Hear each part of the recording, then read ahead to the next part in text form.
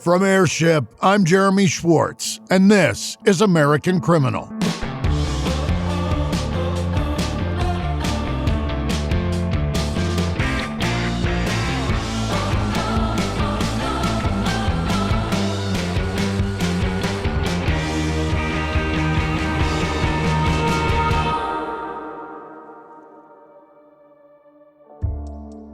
At the end of January 1998, Eric Rudolph fled into the Nantahala National Forest, on the run from federal agents.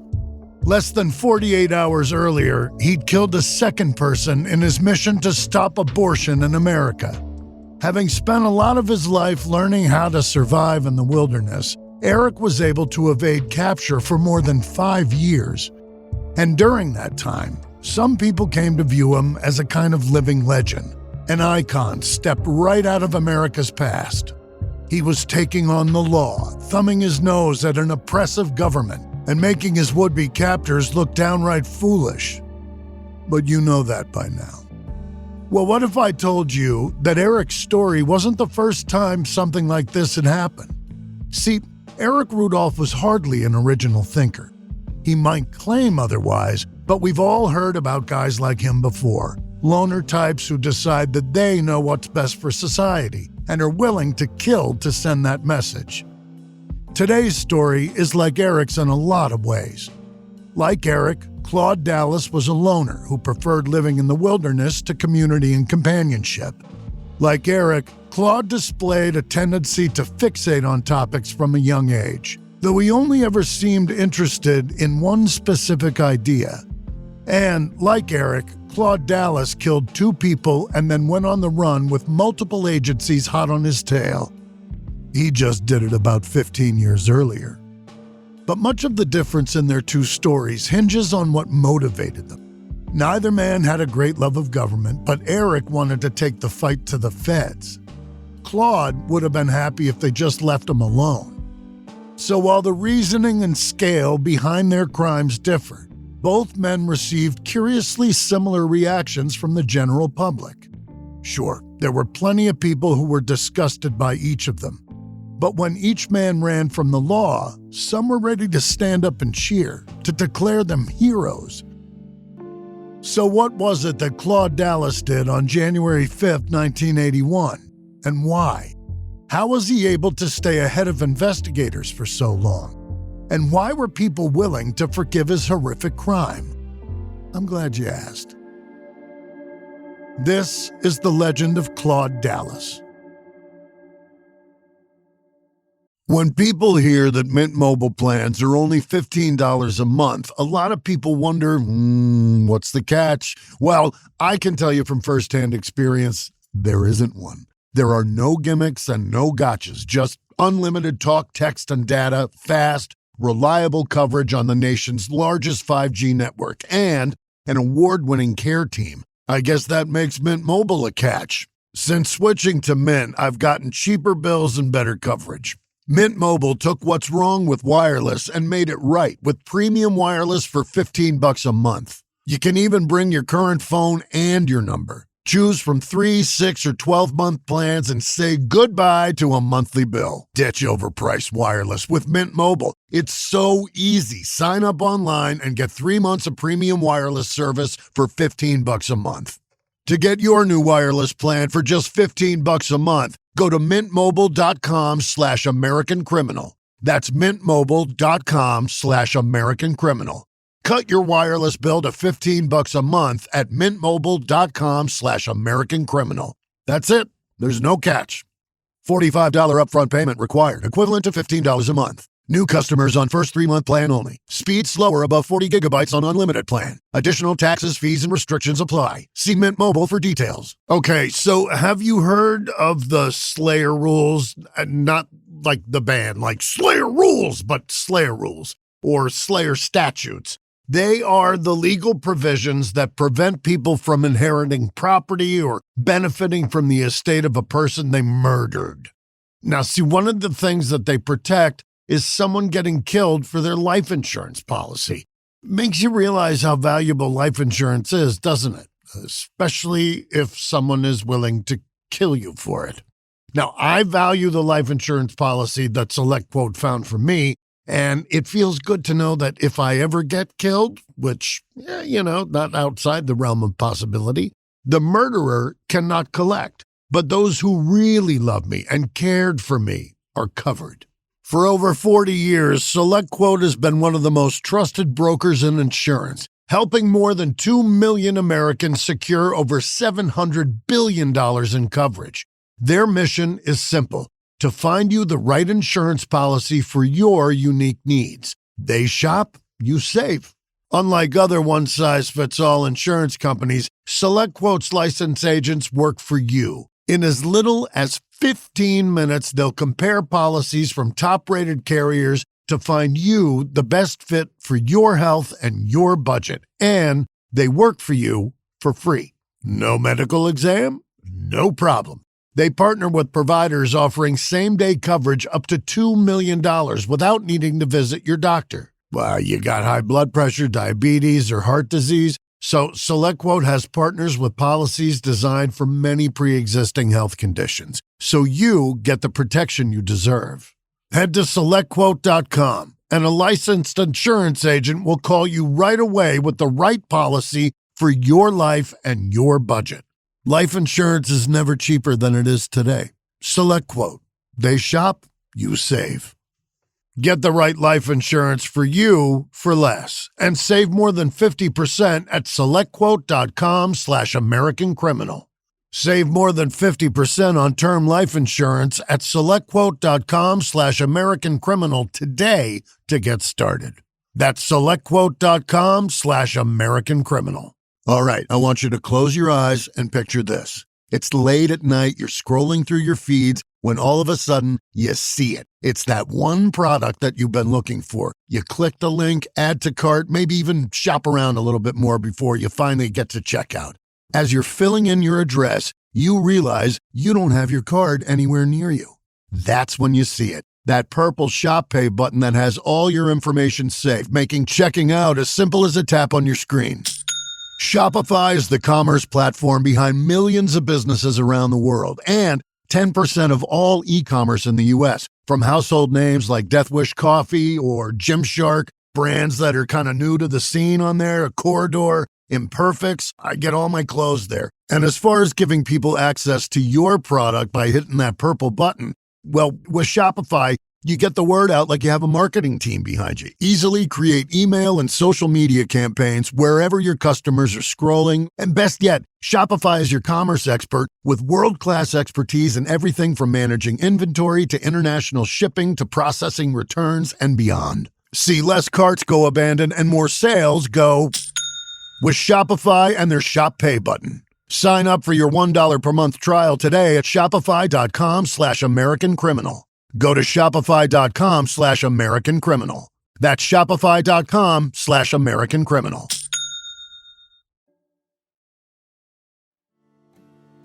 The story of Claude Dallas begins with his childhood, but not in the way you might expect.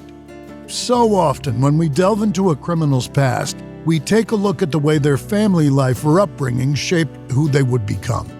Makes sense, right? To look at all the choices and formative events that led to their eventual crime. And you'll sometimes find warning signs in a person's behavior, or notice an influential figure who affected their worldview. But with Claude, his family is about as unremarkable as they come. Middle class, Catholic, plenty of kids, dad with a decent job. There's really not a lot to talk about there. So what really contributes to the air of mystique around Claude Dallas is that despite his totally ordinary upbringing, he seemed destined to one day be a cowboy.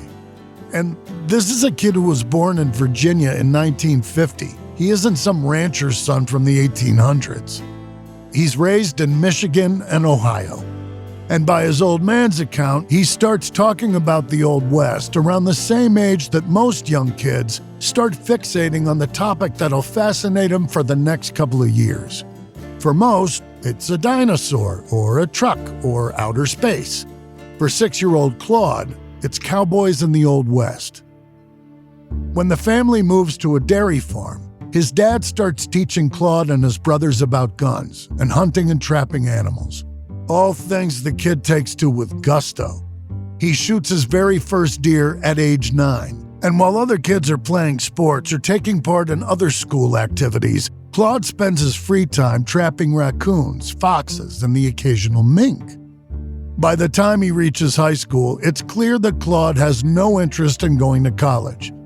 His grades have never been great, and he's only ever had one future in mind. So the summer after he graduates in 1967, he packs a bag and starts hitchhiking west. He eventually winds up in a California orange orchard, talking to the property's owner about his cowboy dreams. The man tells him about Alvord Ranch, where he worked years ago in Oregon. The way he describes it makes Claude's heart sing, and he sets off within the hour. It's around the start of 1968 that he lands a job as a buckaroo at the Alvord Ranch. And although he lacks the skills a lot of the other ranch workers bring to the job, he more than makes up for it with enthusiasm and grit. He wants this life. Part of that means looking the part. So, with his first paycheck, he sends away for a Winchester rifle. It's known as the gun that won the West, so of course that's the one Claude wants. Over the first few months, he also spends big on everything else he needs to look and act the part of a cowboy. Expensive custom-fit boots and a round-brimmed hat that helps complete his outfit, which is quintessentially last century, just as he's always imagined it. But though he looks like a proper cowboy, Claude's somewhat atypical. Overall, his reputation on the ranch is as a quiet young man who's happy to keep to himself. He's a hard worker, but he doesn't go in for drinking like a lot of the other buckaroos. He also has an unsettling attitude towards animals. He seems to consider horses nothing more than tools and is borderline abusive to them. He's got even less love for the other animals on the ranch, like dogs. And wild animals are nothing but trapping fodder for him. He's notorious for setting traps at all times of the year, no matter what season it is. If anyone tries to tell him that he's breaking the law, he insists that hunting seasons don't apply to subsistence hunters. Not that he needs to kill any of these animals to survive, he just likes doing it. On the whole, though, people like Claude. They think he's polite and friendly enough, and he doesn't ruffle any feathers. But like all good old West cowboys, he's restless. So around the start of 1970, when he's about 20, he leaves Oregon and heads to Paradise Valley, Nevada. There, he starts working on another ranch, carrying on his reputation for working hard and really leaning into the cowboy way of life. He keeps himself busy, doing everything he can to mold himself into a more authentic, capable buckaroo. He customizes gun grips that better fit the shape of his hand, spends hours sharpening his spurs, and even melts down lead to craft his own bullets. Then he practices with his guns over and over again until he's as good a shot as any other man on the ranch. He boasts that he can take down any animal from a half-mile away. And that's not a claim anyone takes lightly. Claude is still in the habit of trapping and killing animals wherever he is, no matter the season. He'll sometimes show up at the camp with a poached deer or antelope that no one asked for, and that they don't need. But Claude's not interested in need. He's entitled to take what he wants from the land, just like the cowboys of old. So that's what he does.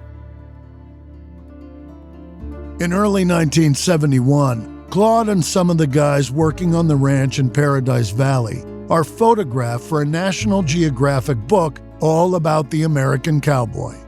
And agreeing to do that turns out to be a mistake. See, all this is going on at the same time as the Vietnam War. And as a young man not enrolled in college, Claude's eligible to be drafted.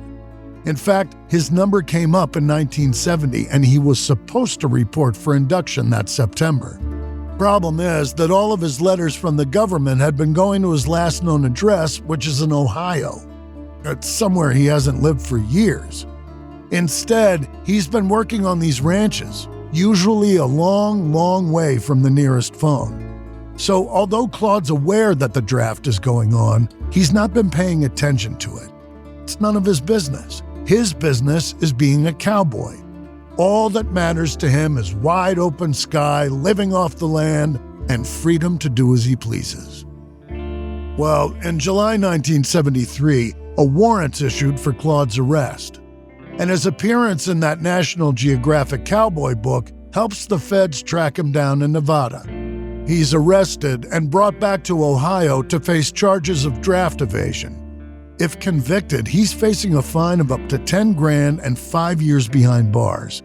But at trial, the draft board can't prove that Claude knew anything about his induction letters. So the charges are eventually dropped, leaving the 23-year-old free to head back west. By the time he gets back to Nevada, it's early 1974, and he's ready to return to his dream life. And whether it's a response to being arrested or just a natural progression of his character, he starts trapping and killing more and more wild animals. It gets to the point that this is one of his defining traits. He was once the quiet cowboy who kept to himself, but now he's the guy who lays baited traps all over a mountain. He's not doing it just for food to live on, and there's no sport to what he's doing. He's just killing because he can, and because he wants to. Public land, leased land, private ranches, he goes where he likes. As a bonus, it earns him some money too. Claude partners with his friend George Nielsen, who owns a bar in Paradise Hill. With customers coming in every day, George has plenty of opportunities to sell off the pelts that Claude brings in. Bobcats and coyotes, mostly. But they're not the only things Claude's killing down in Paradise Valley. He starts targeting wild mustangs, too. He shoots them, then removes some of the meat from the body and leaves the rest of the carcass out in the open. Then he lies in wait for predators to approach, and bam, more pelts for him to sell to George. Of course, none of this is much of a secret. There aren't a lot of people who live in the area, but they all talk, so plenty of them know what's going on, including the authorities. In March 1976, Claude gets his first citation for illegally baiting traps. He complains about it at George's bar later that day, telling anyone who'll listen that the only reason he didn't shoot the game warden was respect for the man who owned the land he was standing on. Didn't want someone else to deal with that mess. It's a claim that fits in with what people know about Claude. He can be exceedingly polite when he wants to be and gets along with just about anyone. But he's not a man you cross. Even his friends will tell you that. Don't do anything to make Claude angry. He's dangerous. After that citation, whenever a warden catches Claude hunting out of season, or where he's not supposed to, they usually confiscate whatever guns he's carrying at the time. Then he has to pay a small fee for their return. It's not a hardship for him, but it's a humiliating and annoying experience for a man who believes that he should be able to do whatever he likes out there. This is America, land of the free. Restrictions on hunting and trapping are downright wrong. And before long, Claude Dallas will be pushed to his breaking point. Zootopia 2 has come home to Disney+. Let's go! Get ready for a new case. We're gonna crack this case and prove we're the greatest partners of all time! New friends. You are... Gary the Snake. And your last name? The Snake. Dream Team. And new habitats. Zootopia has a secret reptile population. You can watch the record-breaking phenomenon at home. You're clearly working at it. Zootopia 2, now available on Disney+, rated PG. Choice Hotels get you more of what you value. Comfort Inn, it's calling your name. Save on the stay. Oh, and free waffles are yours to claim. Book direct at choicehotels.com.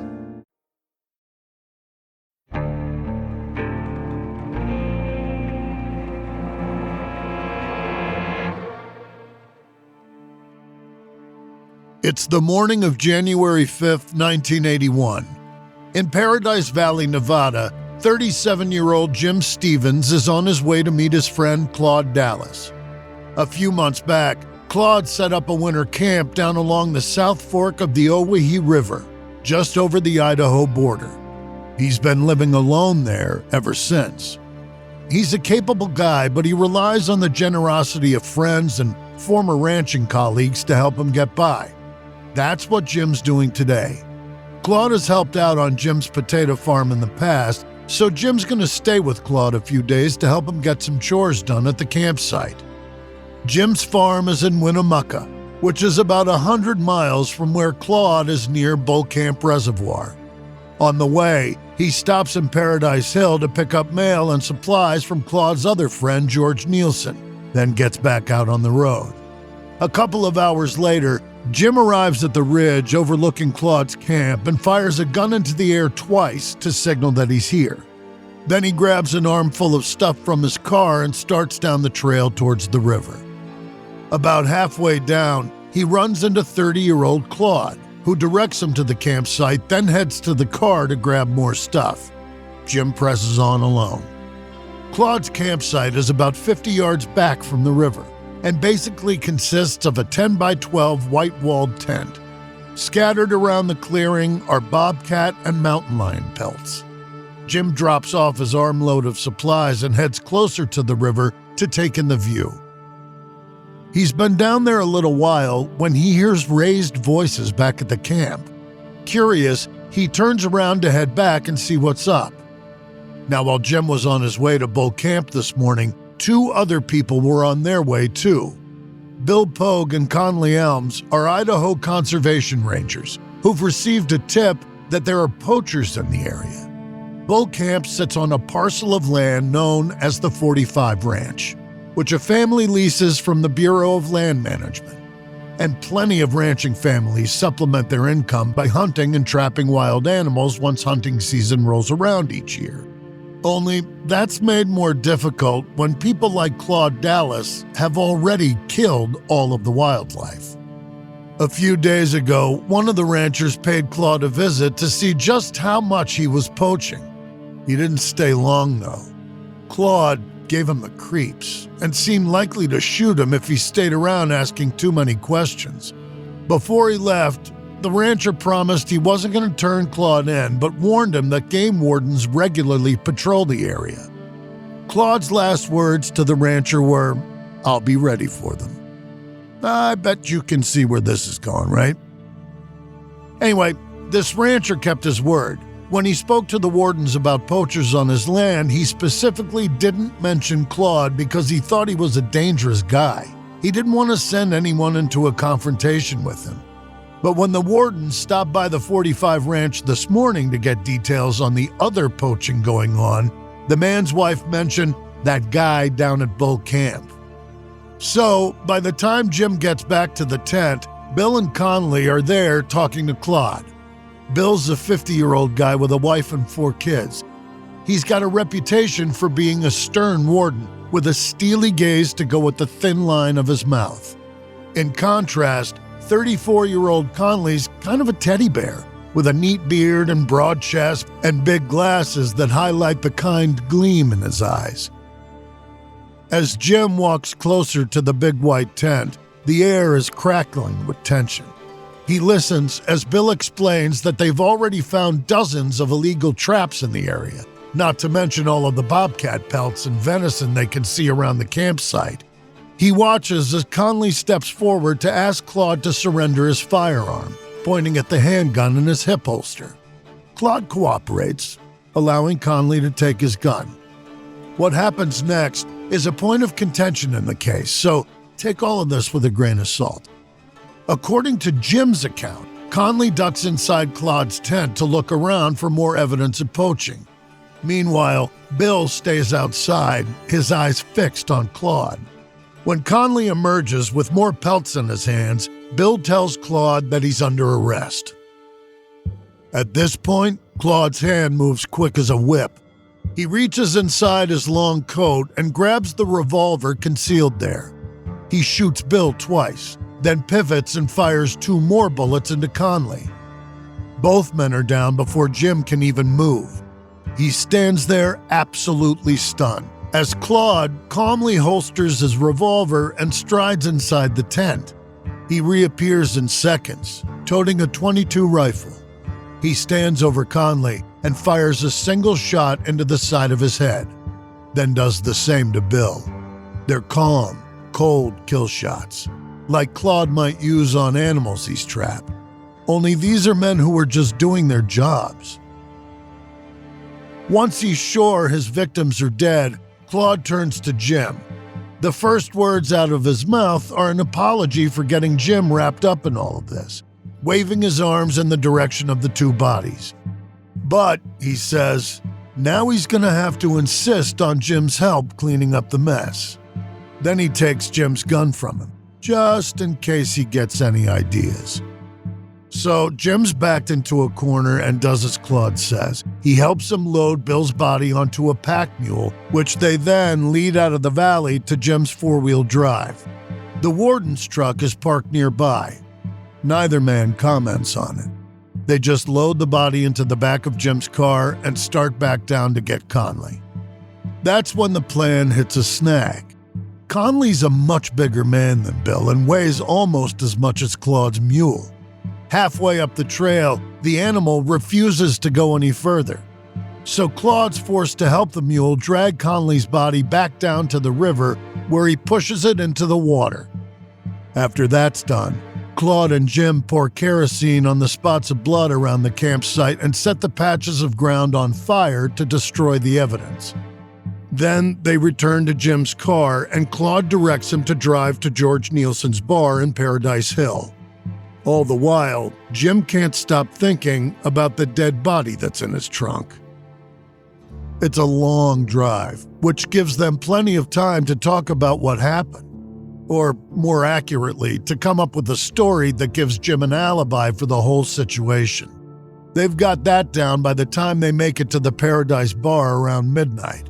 There, Claude fills George in on what happened while Jim heads inside to shower. After that, George burns Jim's clothes and lends him some clean ones so he can go home. With Jim on his way back to his farm, Claude asks to borrow George's truck. He loads Bill's body into the back, then drives off into the night. He comes back a while later and has George drop him off in the desert. The last time George sees Claude, he's got $100 in cash, an olive green duffel, a backpack, a rifle, and at least one handgun strapped to his hip. It'll be the last time anyone sees Claude Dallas for a while. Or at least, it'll be the last time anyone will admit to seeing him. About 20 miles down the road in Winnemucca, Jim Stevens gets home to his farm. It's the middle of the night and he's supposed to be camping by the river with Claude, so his wife knows something's up right away. Jim tries feeding her the story they came up with to explain why he's home so soon, but she's not buying it. It doesn't take long for him to spill the real story and agree to go to the police. The next morning, Jim drives back to Paradise Hill to speak with George, who's already had a sleepless night and is eager to tell the authorities what happened. Together, they sit down with an attorney and a county prosecutor and lay the whole thing out. It quickly becomes clear to investigators that both Jim and George were acting under duress, so they're not going to be charged with any crimes. There's only one person to blame for these deaths, and he's already had almost a full day's head start. But by the time the meeting's over, it's late in the afternoon, and it's January. The sun will be setting soon, and it's gonna get cold, so there's not much point in starting the search for Claude Dallas right now. But come morning, the hunt for the killer cowboy begins.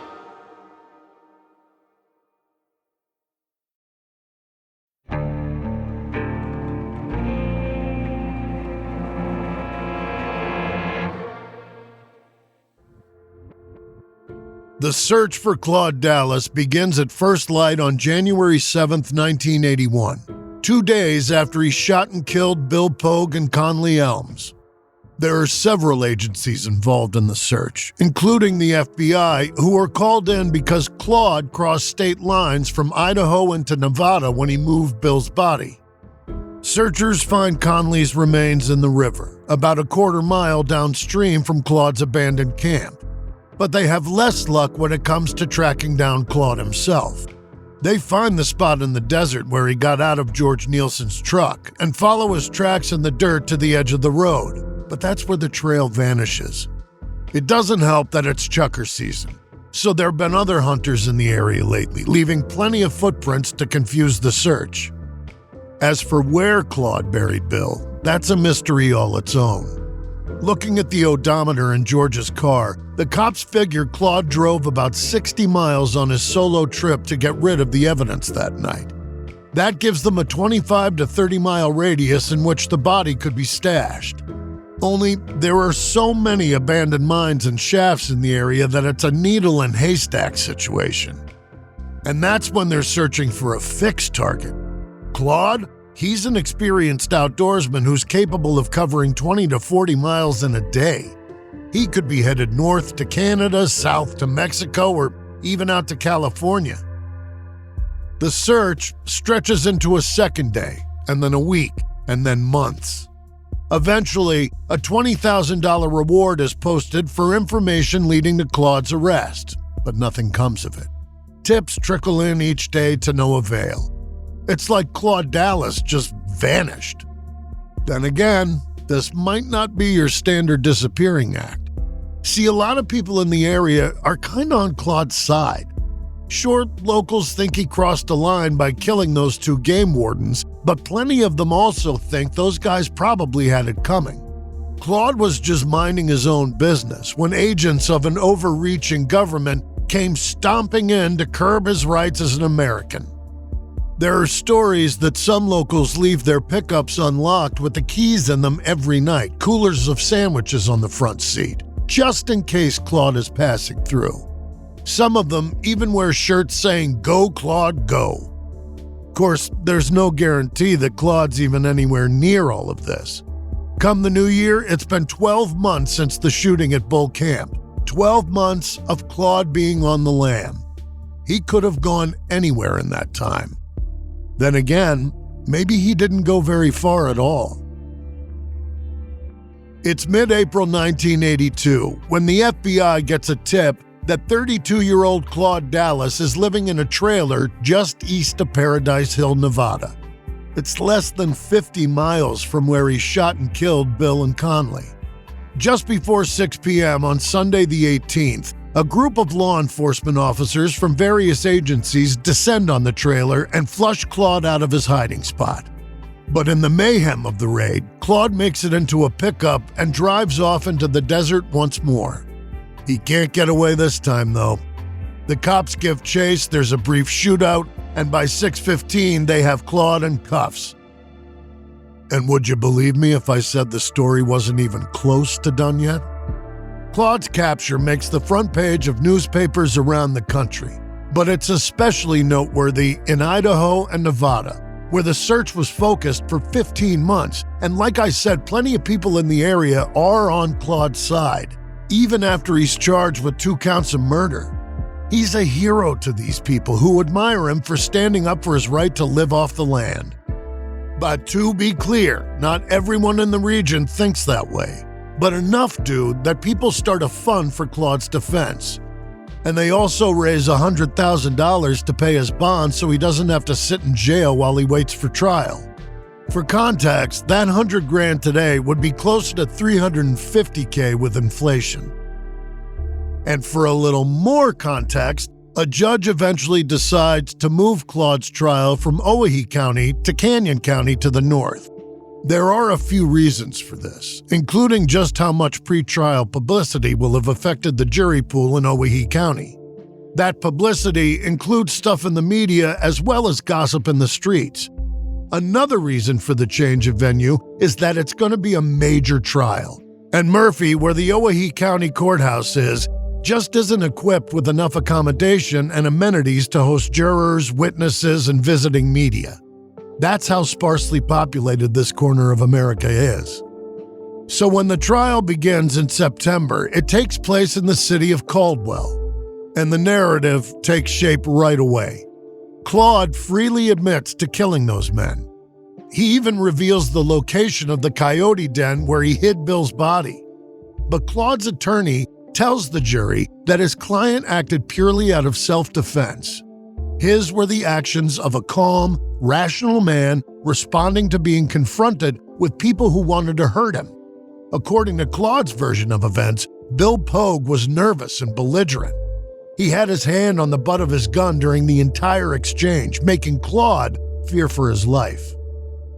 But Jim Stevens takes the stand and testifies that neither of the wardens made threatening movements before Claude shot them. And George Nielsen claims that when he was talking with Claude in the truck that night, Claude told him that Bill and Conley, quote, had it coming. Additionally, the prosecution points to the kill shots to each man's head as evidence that this wasn't a case of self-defense. It was an execution. In the end, though, the jurors are swayed by Claude's narrative, to an extent. In October, they find him guilty not of murder, but of voluntary manslaughter. The judge isn't so easily convinced, and he says as much during the sentencing, telling Claude that he straight up doesn't believe his story. As such, he sentences him to the harshest punishment he can, given the conviction, 30 years behind bars. But despite that sentence, Claude gets his freedom back much, much sooner. On March 30th, 1986, Claude Dallas has a visitor at the Idaho State Prison in Kuna. Who that visitor is, I'm not sure. But it's important to mention them because later that same day, Claude uses wire cutters to cut large, triangular holes in 2 chain-link fences and escape the prison. He's picked up by a vehicle soon after and vanishes. Again. Cops later find Claude's hat in a field behind the prison and his glasses in their case in the parking lot. Bloodhounds are brought in, and they trace the scent from the hat to a stool in a nearby bar, and then to an unmade bed in an empty trailer. But they lose the scent at the edge of Highway 95.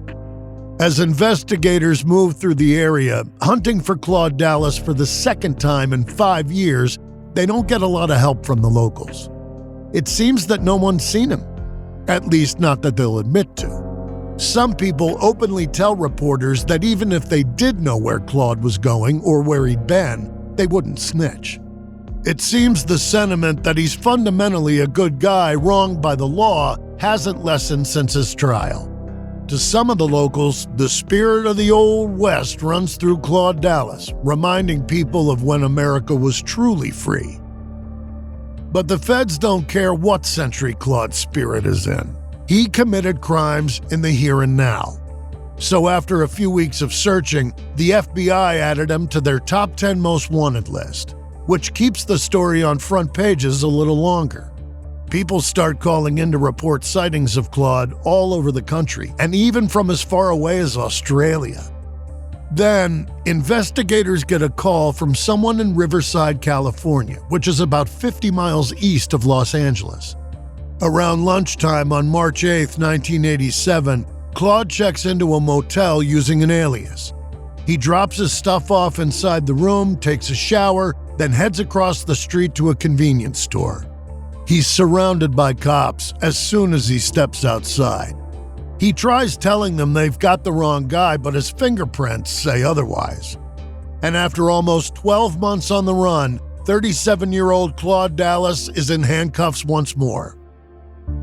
After being dragged back to his cell, he's charged with prison escape and faces an extra 5-year sentence if he's convicted.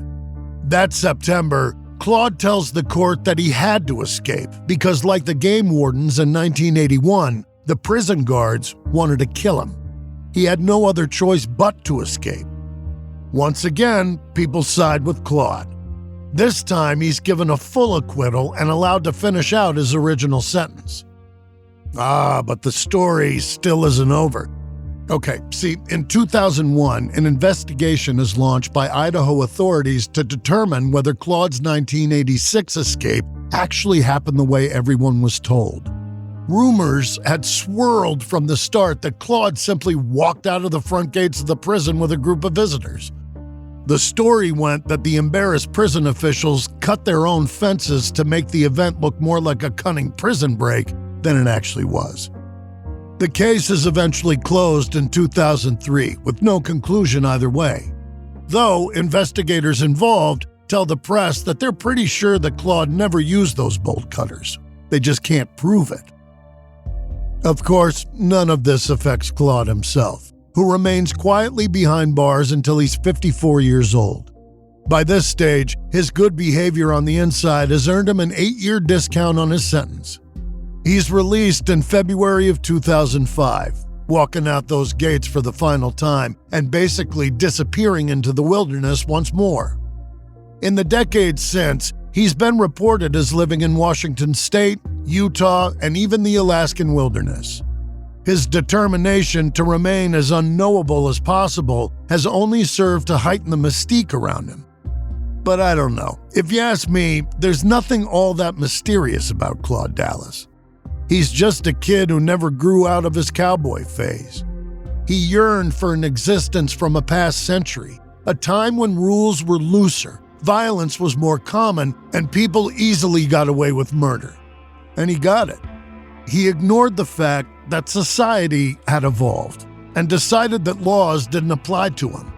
He killed 2 men for doing their job. Then, like a kid caught writing on a wall, he ran from his punishment. So, no, I don't think Claude Dallas is mysterious. And I don't think he's a cowboy. He's just a coward. Hey, before you go, don't forget to rate American Criminal on your favorite podcast app. Leave us a review while you're there. Both those things help other people find the show, which helps us out a lot.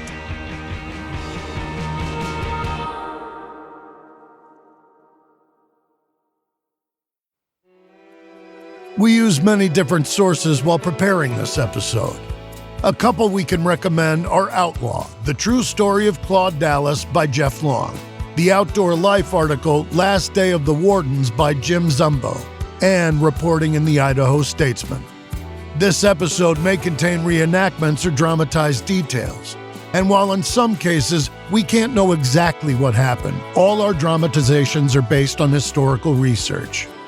American Criminal is a co-production of Airship and Evergreen Podcasts. It's hosted, edited, and executive produced by me, Jeremy Schwartz. Audio editing and sound design by Sean Rule Hoffman. Music by Thrum. This episode is written and researched by Joel Callan. Managing producer Emily Burke. Executive producers are Joel Callan and Lindsey Graham.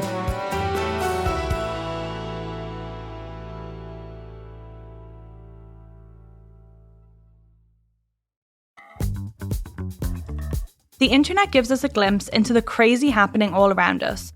Unhinged behavior, personal secrets, unbelievable coincidences.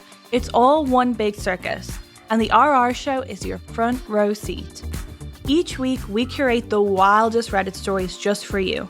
Like how her future husband is definitely too close to his mother, or how a guy got revenge on his awful boss by making him lose a major client, or how a wakeboarding mishap sent a blast of water up where the sun doesn't shine. Whether you're into hilarious accidents, insane relationship drama, or pure chaos, these insane confessions are sure to make your jaw drop. Don't miss out on the stories everyone is talking about. Listen to the RR Show weekly on Mondays via your favorite podcast platform, or get your episodes early and ad-free by becoming a member. The RR Show. All of the drama, none of the hassle.